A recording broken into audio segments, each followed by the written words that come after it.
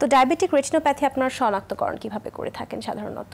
দেখো, আমাদের কাছে যখন একজন রোগী আসেন তখন আমরা ডাইলেটিং ড্রপ দিয়ে ডাইলেট করে রেটিনাটা ভালো করে দেখি। আমি ছবি দিয়ে বুঝিয়ে দিই। আমরা ডাইরেক্ট অপথলমোস্কোপির মাধ্যমে সেটা করতে পারি।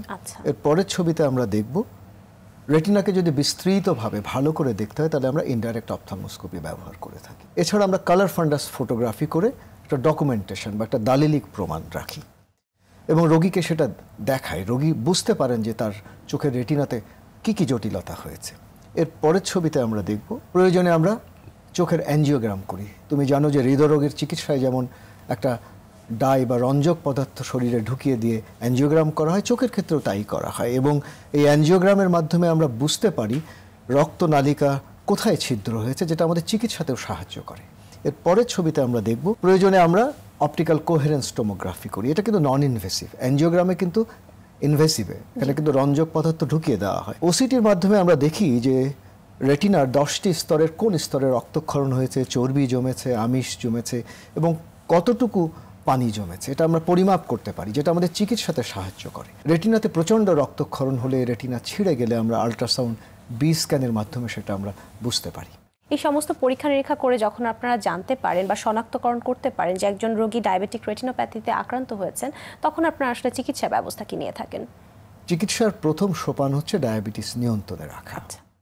পরের ছবিতে আমরা দেখব, আমরা পরীক্ষা করে যদি দেখি যে রেটিনার কেন্দ্রে পানি জমেছে বা রক্তক্ষরণ হয়েছে, আমরা চোখে NT-VEGF vascular endothelial growth factor inhibitor যে ওষুধগুলো রয়েছে ইনজেকশন আকারে ভিট্রিয়াস প্রকোষ্ঠে আমরা দিয়ে দিই। যেমন ধরো ইনজেকশন অ্যাভাস্টিন, ইনজেকশন লুসেন্টিস, আইলিয়া, বিওভিউ, এখন আমাদের দেশে ইনজেকশন ভিসিক পাওয়া যাচ্ছে। এগুলো রেটিনার পানিকে কমিয়ে দেয়। এই ইনজেকশনগুলো অনেক সময় একটা ইনজেকশন দিলেই হয়, কখনো কখনো 2টা বা 3টা ইনজেকশনও লাগতে পারে। পরের ছবিতে আমরা দেখব, আমরা যখন দেখি যে পানি কমে এসেছে তখন আমরা যে সমস্ত রক্তনালিকাসমূহ ছিদ্র হয়েছে সেই ছিদ্রগুলো আমরা লেজার রশ্মি দিয়ে বন্ধ করে দিই।